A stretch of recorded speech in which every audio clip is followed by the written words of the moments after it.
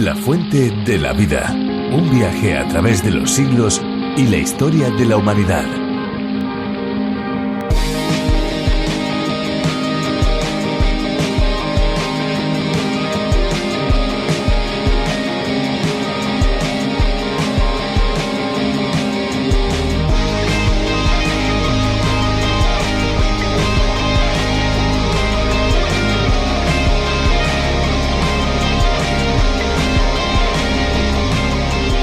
El Kilimanjaro es una montaña situada al nordeste de Tanzania, formada por 3 volcanes inactivos. Es conocido por los famosos campos de hielo de su cumbre, que se están reduciendo de forma dramática desde principios del siglo XX y que se estima que desaparecerán por completo entre el año 2020 y el 2050. Así, el Océano Pacífico podemos decir que es el mayor océano de la Tierra. Ocupa la tercera parte de la superficie del planeta y se extiende aproximadamente 15.000 kilómetros desde el mar de Bering y el Ártico por el norte hasta los márgenes congelados del mar de Ross en la Antártida por el sur.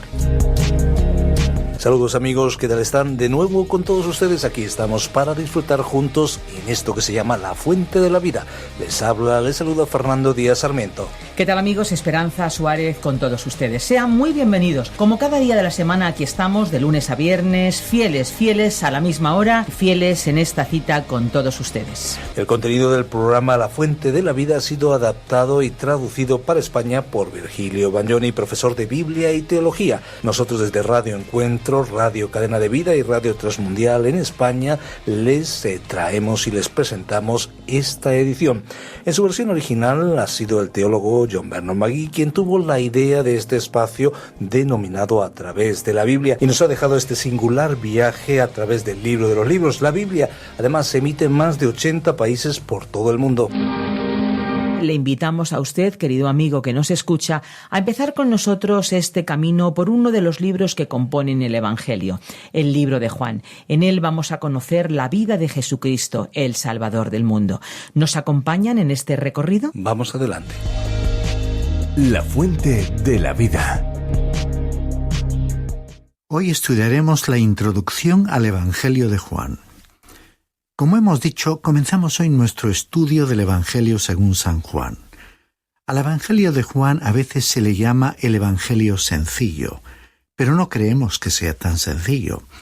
Es verdad que la sencillez de su lenguaje ha sido la razón para que muchos califiquen de esa manera al relato de Juan, pues es un hecho que hay muchas palabras monosílabas y bisílabas en este Evangelio. Por otra parte, observemos un ejemplo del lenguaje sencillo de este libro. En este Evangelio, en el capítulo 1, versículos 11 y 12, dice lo siguiente: A lo suyo vino, pero los suyos no le recibieron. Mas a todos los que le recibieron, a quienes creen en su nombre, les dio potestad de ser hechos hijos de Dios.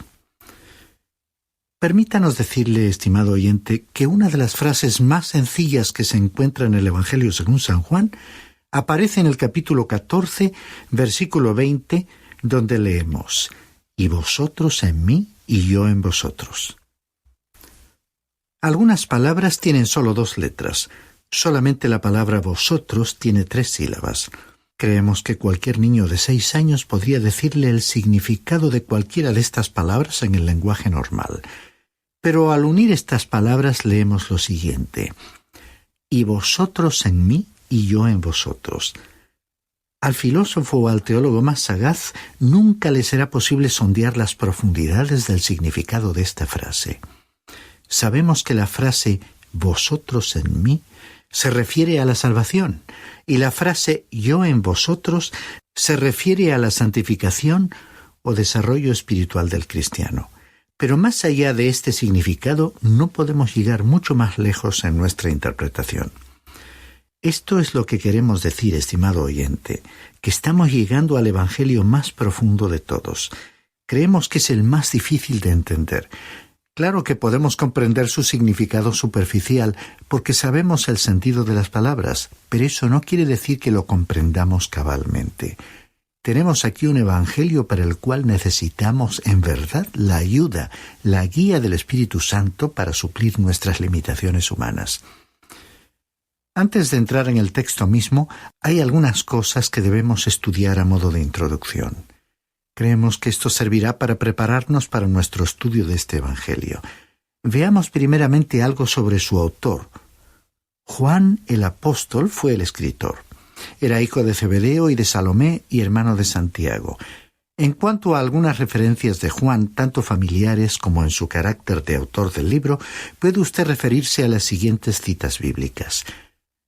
Marcos capítulo 1, versículos 19 y 20. También Mateo capítulo 20, versículo 20. Y también aquí en el Evangelio según San Juan, capítulo 21, versículos 20 al 24. La Escuela de Teología de Tübingen, Alemania, ha dudado seriamente de la paternidad literaria de Juan el Apóstol, y con ella también lo han hecho muchos teólogos liberales que no creen en la inspiración de la Biblia.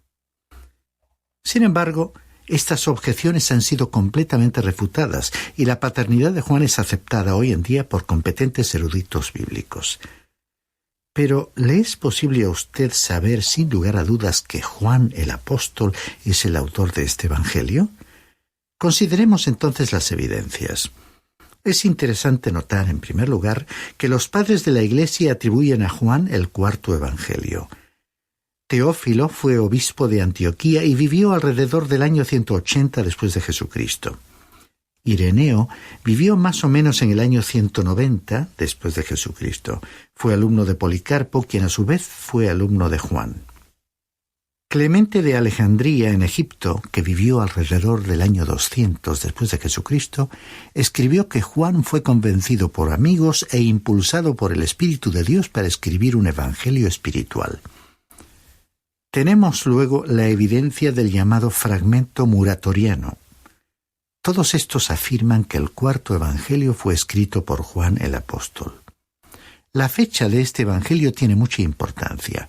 Algunos creen que este es el último libro del Nuevo Testamento y que fue escrito probablemente alrededor del año 100 de nuestra era. Todos los otros apóstoles y escritores del Nuevo Testamento habían muerto y solo quedaba él. En ese periodo, Juan escribió el evangelio que lleva su nombre, las 3 epístolas que también llevan su nombre y también el libro de Apocalipsis. Nosotros sostenemos que sus epístolas fueron escritas después del libro de Apocalipsis y que todas sus obras fueron escritas durante los últimos 10 años de la vida del llamado discípulo amado.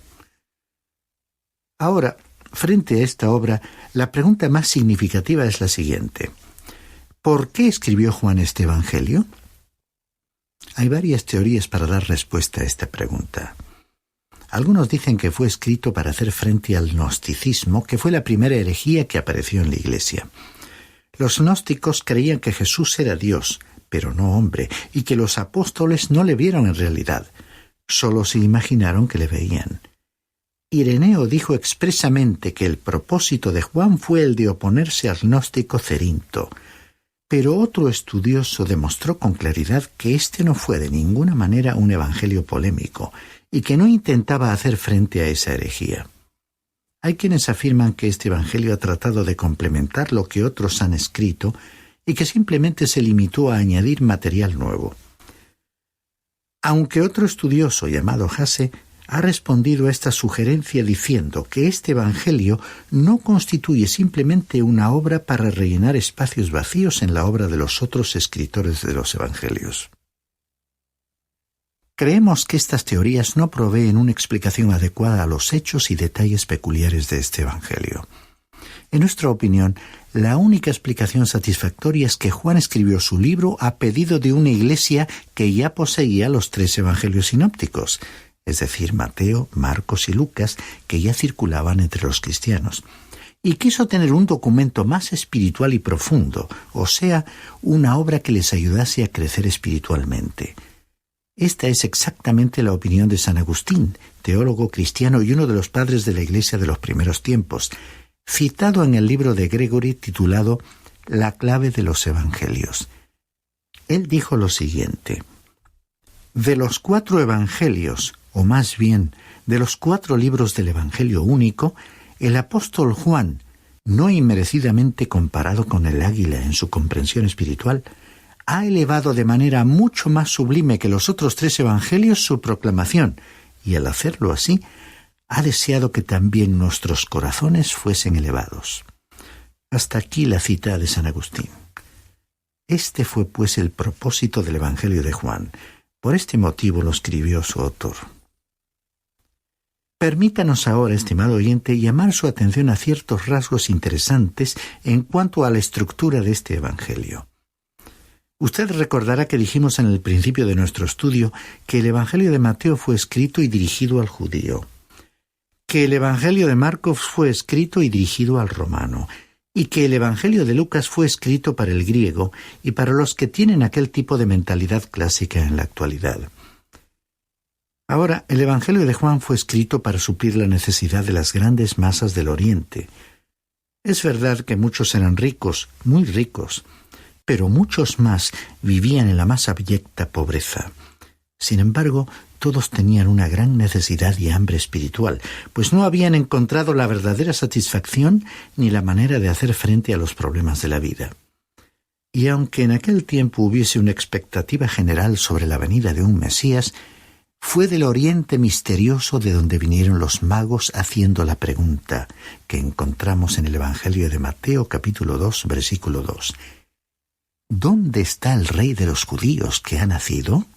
Porque su estrella hemos visto en el Oriente y venimos a adorarle. Juan suple la necesidad de este tipo de mentalidad. Después de todo, nuestros antecesores realmente provenían de aquella región. Cam, Sem y Jafet, los hijos del patriarca Noé, sobrevivientes al diluvio, vivieron en el Oriente. El reino de Babilonia era un gran reino camítico. Abraham, hijo de Sem, venía de esta región. Desde aquella región vinieron los hijos de Jafet. Todos, pues, provenimos de esa zona del mundo y siempre hemos sido un pueblo necesitado de valores espirituales. Hoy en día, esta realidad se refiere a usted y a mí, estimado oyente, y puede que sea precisamente por este motivo que el Evangelio de Juan ha sido recibido y estudiado tan universalmente. El doctor Magui nos cuenta que cuando estudiaba en la universidad trabajaba para un periódico local y por eso en estos estudios bíblicos ha tratado de dividir los evangelios como se divide un periódico en sus partes. Después de todo, la palabra evangelio significa buenas nuevas, o sea, buenas noticias. Claro que los diarios generalmente contienen las peores noticias, incluyendo las noticias en cuanto a las defunciones. Pero bueno, tenemos aquí una división basada en el énfasis de cada evangelio. Mateo es la página que lleva los avisos y los anuncios. He aquí el reino de los cielos se ha acercado. Lucas, por su parte, contiene las ediciones especiales. Lucas es el único que relata los cánticos de la Natividad y las parábolas del buen samaritano y del hijo pródigo. Marcos presenta los encabezamientos, es decir, los titulares llamativos, entre los cuales el principal dice: «He aquí mi siervo». Y Juan escribe los editoriales.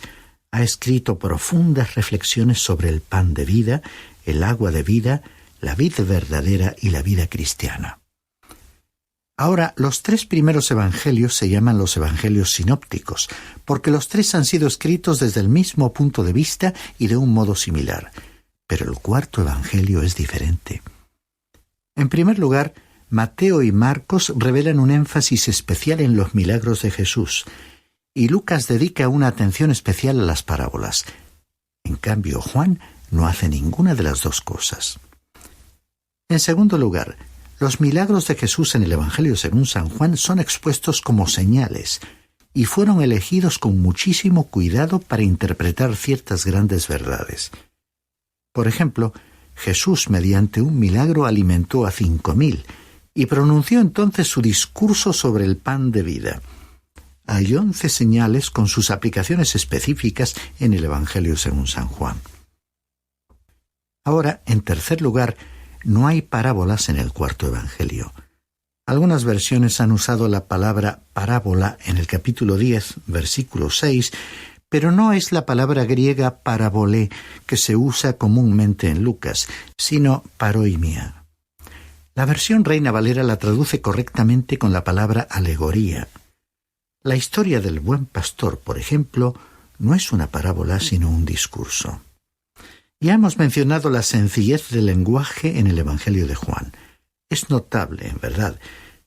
Sin embargo, este es el Evangelio más profundo y por eso es bastante difícil abarcar la totalidad de su significado. Juan nos da un orden cronológico que es bueno notar. Por ejemplo, en el primer capítulo, versículo 35, dice: el siguiente día. Y luego, en el versículo 43 del mismo capítulo, repite: el siguiente día. No solo nos da un orden lógico de sucesión, sino también un orden cronológico. También identifica detalladamente lugares y ciudades, por ejemplo, cuando escribe Betábara al otro lado del Jordán, en el capítulo 1, versículo 28. Y también escribe Caná de Galilea, en el capítulo 2, versículo 1. Aunque la deidad de Cristo es el tema predominante en este Evangelio, la humanidad de Cristo no se pierde de vista, y en verdad es acentuada en forma especial. Observemos el hecho de que Juan es el único de los evangelistas que nos cuenta el viaje de Jesús por Samaria y cómo se sentó junto al pozo y que estaba cansado del camino. ¿Puede usted pensar en una característica más humana que esa? Bueno, nosotros sí podemos pensar en un rasgo aún más humano, y es que Jesús lloró. Y es Juan también quien nos cuenta esa reacción tan natural. El nombre Jesús se usa casi con exclusividad en este Evangelio, con la exclusión del nombre Cristo. Esto parece extraño en el Evangelio que enfatiza su deidad. ¿Por qué, pues, se usa solamente el nombre Jesús? Bueno, es porque Dios se hizo hombre. También creemos que es interesante notar que la palabra judío aparece más de 60 veces en este Evangelio.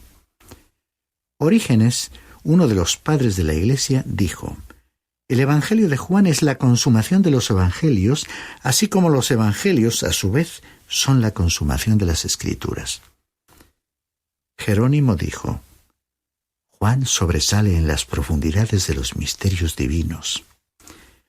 Culross lo expresó así: creo que las Escrituras de Juan han enjugado más lágrimas de penitentes y que han ganado más corazones para el Redentor que todas las demás juntas. El Dr. Pearson escribió: toca el mismo corazón de Cristo. Si Mateo responde a la corte de Israel, Marcos a la corte de los sacerdotes y Lucas a la corte de las naciones no judías, Juan, si recordamos el antiguo templo, nos guía más allá del velo, al lugar santísimo. El Dr. Hayes ha dicho: al leerlo recibimos la seguridad de que aquí, por fin, tenemos una descripción digna y adecuada de la vida de Jesús entre los hombres. Como ya dijimos anteriormente, la deidad de Jesús es el tema que predomina en este Evangelio. El carácter mesiánico de Cristo es un tema que también tiene prioridad. Esto se declara sucintamente en el capítulo 20 de este Evangelio, en los versículos 30 y 31. Y creemos que debe ser considerado con la misma clave de este Evangelio.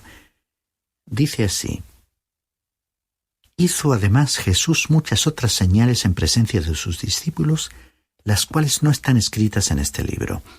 Pero éstas se han escrito para que creáis que Jesús es el Cristo, el Hijo de Dios, y para que creyendo tengáis vida en su nombre. Hay un movimiento dinámico que es expresado en el capítulo 16, versículo 28. Dice allí: salí del Padre y he venido al mundo. Otra vez dejo el mundo y voy al Padre. Dios se hizo hombre. Esta es la declaración simple de la verdad sublime. Estas enseñanzas y sucesos han sido todos relatados con un fin específico, que es engendrar fe en el corazón del ser humano. El verbo creer, por ejemplo, se usa más de 100 veces en este Evangelio de Juan, pero en contraste aparece menos de 40 veces en los Evangelios sinópticos Mateo, Marcos y Lucas. La palabra fe no aparece aquí en Juan, pero se halla en los otros Evangelios. La expresión vida eterna aparece 35 veces, pero solamente 12 veces en los Evangelios sinópticos. De modo que lo que tenemos aquí en este Evangelio es el verbo activo creer, que se usa generalmente con creer en o creer a. Es un acto de la voluntad y no un consentimiento estático. No significa solo el hacer una señal afirmativa o aceptar solamente con el intelecto las verdades del Evangelio. Significa que cuando usted, estimado oyente, escucha las verdades del Evangelio, se da cuenta de que Jesús murió por sus pecados conforme a las Escrituras, y eso significa que usted confía personalmente en Él como su Salvador, el que murió para pagar la pena de sus pecados. Es muy importante que observemos esta característica. Veamos, pues, en los pocos momentos que nos restan, el bosquejo que seguiremos en nuestro estudio de este Evangelio. Lo hemos dividido de una manera sencilla y didáctica. El prólogo lo encontramos en el capítulo 1, en los versículos 1 al 18. Los versículos 19 al 51 del mismo capítulo 1 nos presentan la introducción al libro. El testimonio de obras y palabras lo encontramos en los capítulos 2 al 12. El testimonio de Jesús a sus testigos y el discurso del aposento alto lo tenemos en los capítulos 13 al 17. Y el testimonio de Jesús al mundo entero está expuesto en los capítulos 18 al 20. Y el capítulo 21 nos presenta el epílogo que nos habla del Cristo glorificado. Otra división de este libro mucho más general comprende 3 partes, basadas en los temas más preponderantes en cada una de ellas.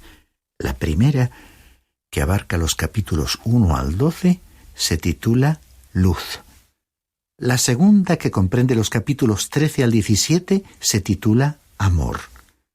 Y la tercera, formada por los capítulos 18 al 21, lleva el título de Vida. Y estamos, pues, listos para comenzar nuestro estudio del prólogo.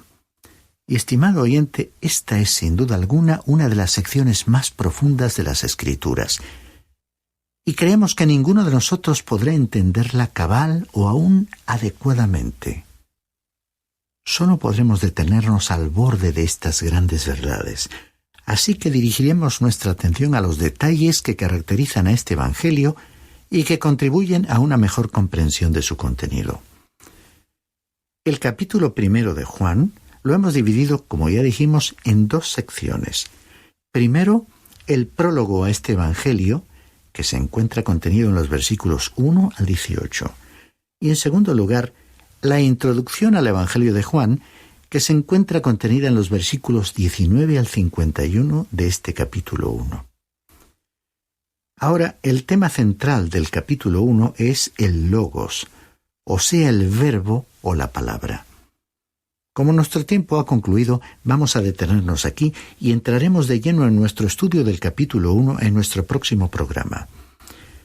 Le invitamos, pues, estimado oyente, a acompañarnos durante nuestro recorrido por el Evangelio según San Juan. Le aconsejamos leer todo este primer capítulo antes de nuestro próximo programa, de modo que se familiarice con el tema que vamos a considerar.